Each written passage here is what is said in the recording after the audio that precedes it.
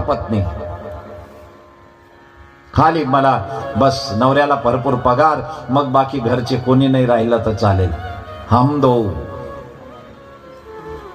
फिरवा. बरं जातात तर जातात, आणखी सुदैवी नाही नाव फिरान जाय ते दगडांबठत समुद्र किनारी काय सेल्फी, मग त्याचा हात.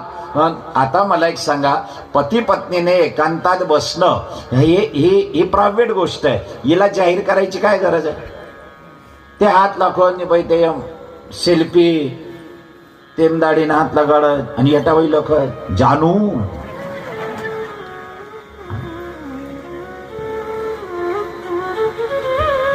आणि ते फोटो व्हायरल करतात. ते व्हायरल केल्यामुळे ते घरच्या ती देराणी ही जेठानी, मग ती जेठानी जेठला दाखवते देखील, म्हणजे अख्खं घर शिलकत.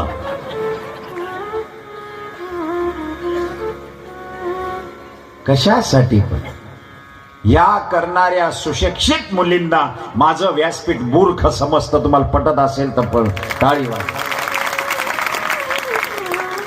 हे आमची संस्कृती नाही, हे आमचं जीवन नाहीये, हे जीवन नाहीये. शोध माझी करा तुम्ही, माझा करण्याबद्दल वाद नाही. प्रभू ये तमने ते पद्धती तुम्ही स्वतंत्र होय तर जरूर कर, पण काय ते फोटो व्हायरल करायचे, ते घरी पाठवायचे, दुसऱ्यांना दाखवायचे, फेसबुक लाईव्ह. आणि आपण त्यांना सुशिक्षित म्हणतो. मी तर म्हणतो त्यांच्यासारख्या मूर्ख मुली कोणत्या नाहीत. याला अर्थपत्नी म्हणतात. खाली मला उसका पैसा, मला मजा मारायला पाहिजे, मला शॉपिंग. एक घेर गयो ते वो उपजायले होती बेतास ती आई ते, आणि मग बठेरो ती आई. मग मी विचारलं, म्हटलं कुठे गेले होते ताई? म्हणजे शॉपिंगला. की तू टेम्पो पछाडते आवतो शे माल नो शॉपिंग, की तू सुली दुबेन शॉपिंग काय दादा पवा करा नव्हता मरचान कतमर लाईक हे शॉपिंग. आणि 2 तास